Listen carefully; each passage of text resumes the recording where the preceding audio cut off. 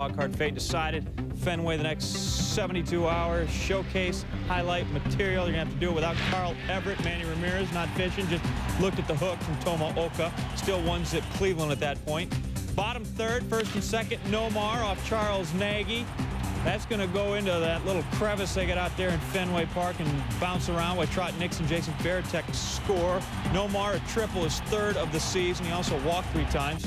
2-1 Red Sox. 2 batters later, Dante Bichette. I have seen big, but that is huge.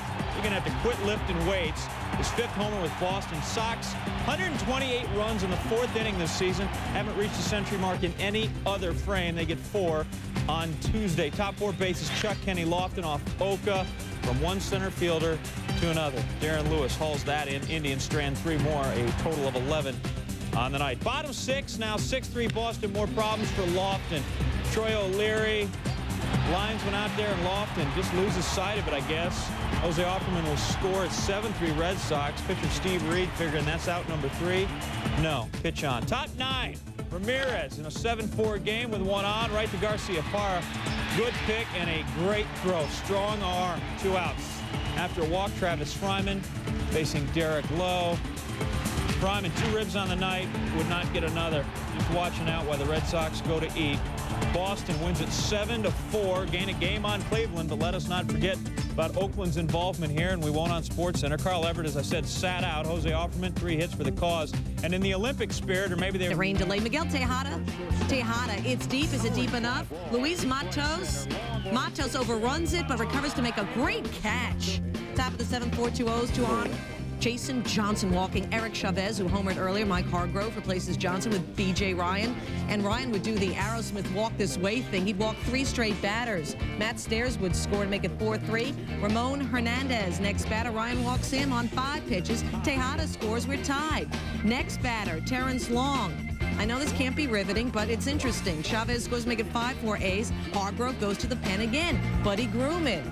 Are you keeping count on how many walks? I'll tell you how many, but Randy Velarde is up, and that's a 2-run single.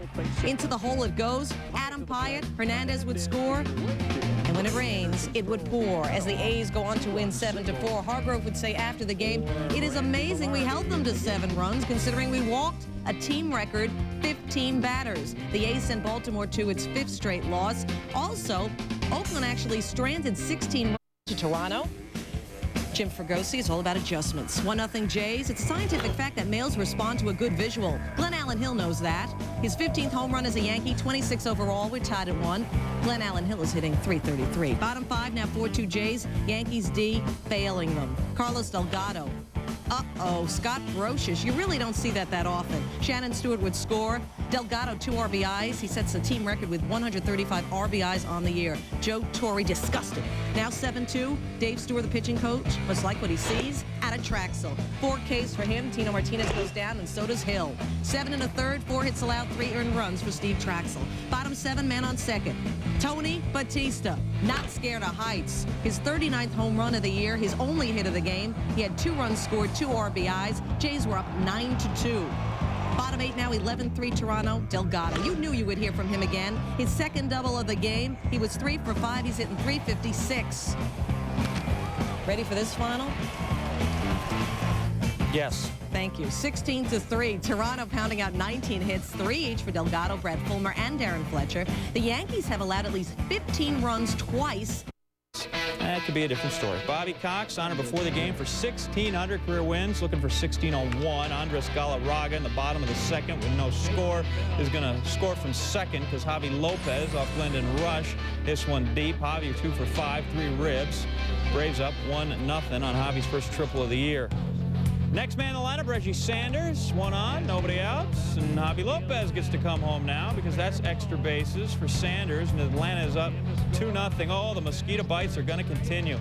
Andy Ashby, the pitcher, gets his turn in the rotation there. And Rafael Furcal going to score because of Robin Ventura, little booty, his 15th E of the season. Braves up 3-0.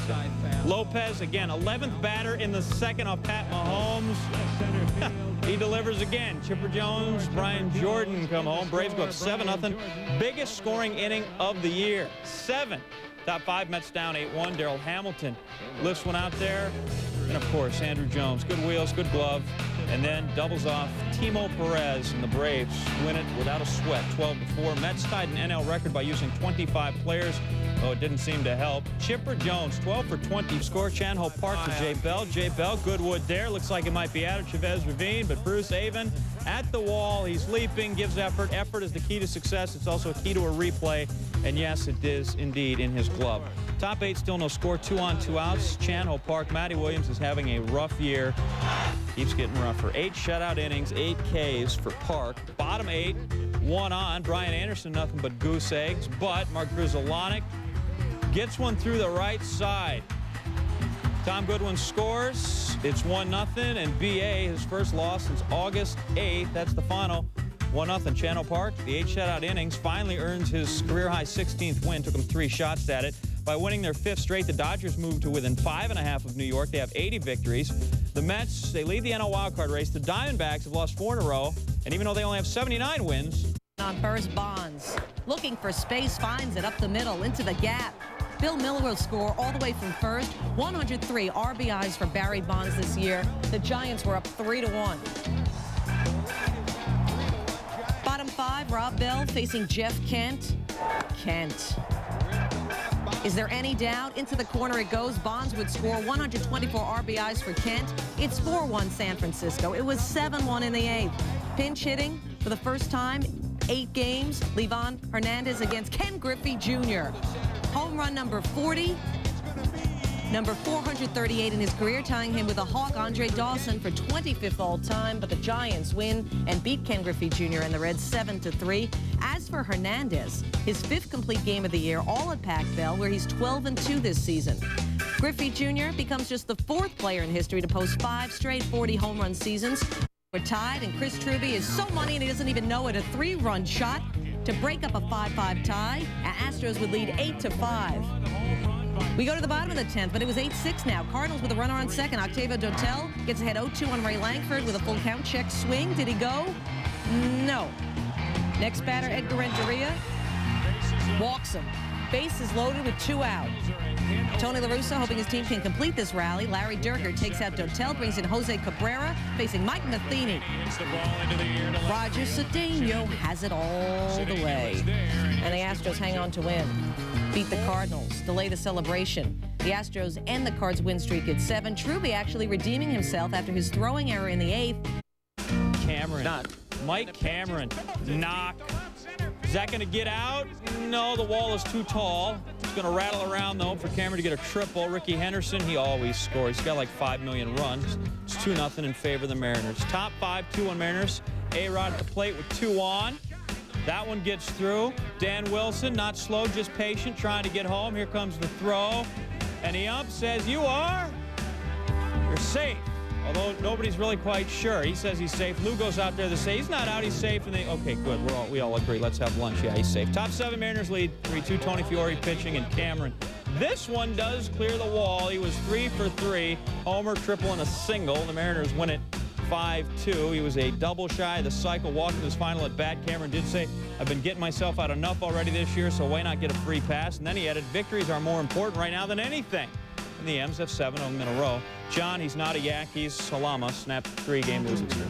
White Sox in Detroit, 2-0 Chicago. Steve Sparks against Ray Durham. Durham likes the pitch, opposite way.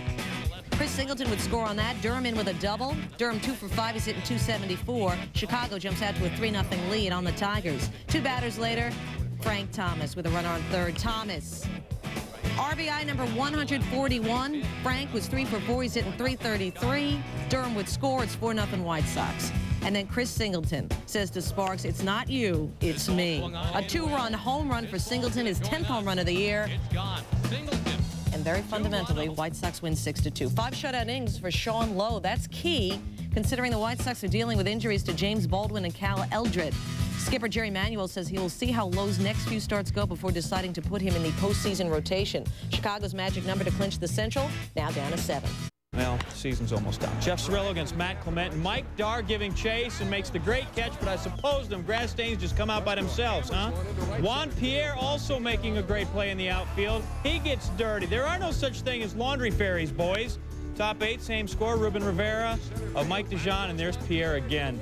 It was a double web gem on Baseball Tonight, if you can believe it. I believe it. Yeah, Padres win at 7-2. Phil Davis, Ruben Rivera, Wiki Gonzalez, they all had home runs for a team that hadn't hit a jack in 11 days. Matt Clement's first win in a month comes with 8 Ks, which matches a season high. Todd Helton, 0 for 2, 1 walk, 375. The last guy to hit 375 in a season, his teammate Larry Walker last year. Cubs Brewers, because you demanded the highlights. Bottom 9, Cubs up 8-7. The bases chucked for Tyler Houston, the pinch hitter, and that is, well, that's effective. The infield single, we got an 8-8 ball game. James Mouton scores. Next batter, Marquise Grissom. And again, just beating them up with the short ball. The Brewers, they're cagey, and they come back and get a win. They come back after having blown a 7-run lead, but they beat Chicago 9-8. Cubs have lost 7 straight. Rafael Palmeiro off Matt Kinney with 2 runners on base, and everybody gets to trot home. Palmeiro's 399th career homer, tied with Al Kaline, 32nd all-time. 3-3 ball game. Bottom 3rd, same score. Jock Jones against Ryan Glynn.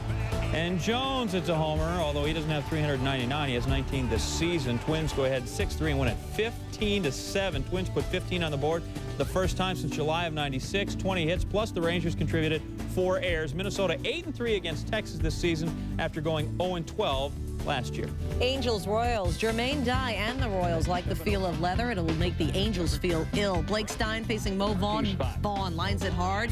Jermaine Dye. Dye knows you have to wreck your body to save your name. Robbing Vaughn. 3-1 Royals in the 6th. Tim Salmon smoking, but Carlos Fabulous. Great diving stop, and then the finish. Nailing Salmon at first. Top of the 8th, 4-1 Kansas City. Stein looking great. Against Scott Spezio, Stein gets him looking on the outside corner. Stein goes 8, gives up only 3 hits, 1 run, strikes out 8. Kansas City wins. Said Blake Stein of his performance. He's got himself an axe. He knows how to use it. That ball is off Mike Thurman, his 29th homer of the year. He also has 178 strikeouts, even trade. Marlins up 3-0. Kev Millar batting. Orlando Cabrera, you know you can't spell glove without love.